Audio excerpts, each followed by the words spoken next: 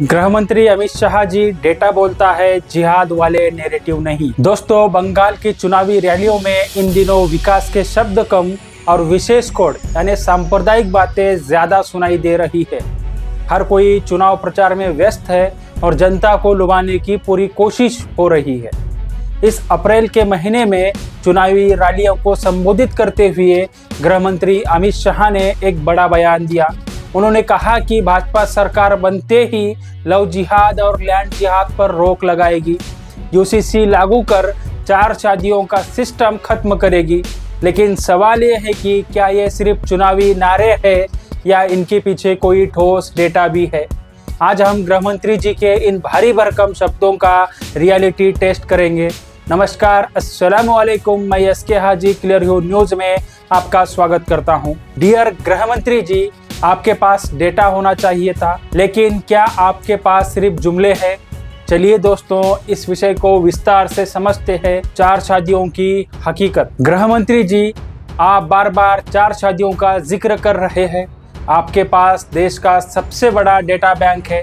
क्या आपने NFHS national family health survey की रिपोर्ट पढ़ी है? गृह मंत्री जी, ये मेरा नहीं, सरकारी डेटा यानी आपका डेटा कहता है कि भारत में बहुविवाह पॉलीगैमी का ग्राफ 1.9% से घटकर 1.4% रह गया है और यह हर धर्म में घटा है। जब सरकारी आंकड़े खुद कह रहे हैं कि ये कोई बड़ी समस्या नहीं है, तो फिर इसे मुख्य चुनावी मुद्दा बनाना क्या व्हाट्सएप यूनिवर्सिटी के प्रोपेगेंडे को हवा देना नहीं है? क्या आप डेटा की जगह धारणाओं को परसेप्शन पर चुनाव लड़ रहे हैं? डबल इंजन सरकार और घुसपैठ।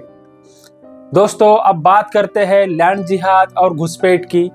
आप कहते हैं कि ममता बनर्जी घुसपैठ करा रही है, लेकिन सर, असम में तो पिछले 10 सालों से आपकी डबल इंजन सरकार थी। वहां घुसपैठ किसने होने दी? क्या वहां भी ममता बनर्जी ही जिम्मेदार थी या विपक्ष जिम्मेदार था? वहां भी सरहद की सुरक्षा BSF के पास है, जो आपको रिपोर्ट करती है। अगर डबल इंजन सरकार के रहते हुए भी आप घुसपैठ नहीं रोक पाए, तो फिर बंगाल में उसी डबल इंजन का सपना दिखाकर आप क्या साबित करना चाहते हैं?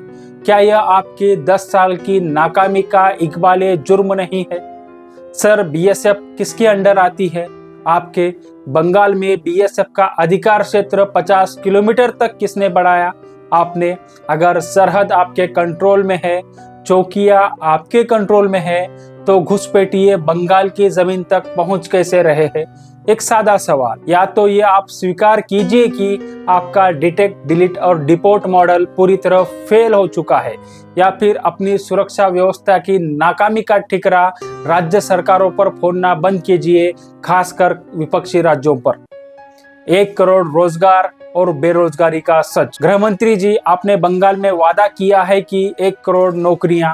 बंगाल के युवाओं को यह वादा बड़ा आकर्षक लगता है, लेकिन गृह मंत्री जी, आपके पास तो 15 अप्रैल 2026 का देश का बेरोजगारी का डेटा भी है।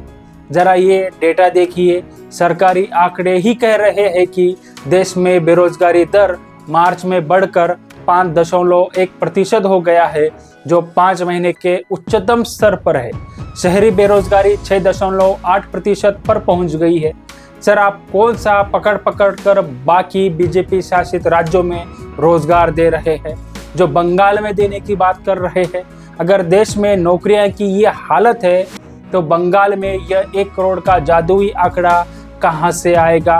क्या ये भी वैसा ही चुनावी जुमला है जैसा 2014 में हर साल 2 करोड़ नौकरियों का था, 15 लाख रुपयों का था? इसे तो आपने जुमला घोषित कर दिया।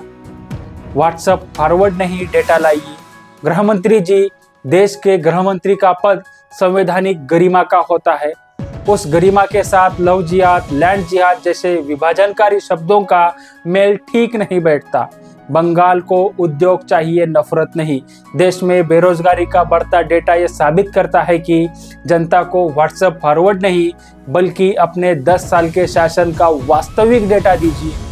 दोस्तों, देखते रहिए क्लियर व्यू न्यूज़, क्योंकि हम क्लियर व्यू बताते हैं, सच छुपाते नहीं, सच बताते हैं।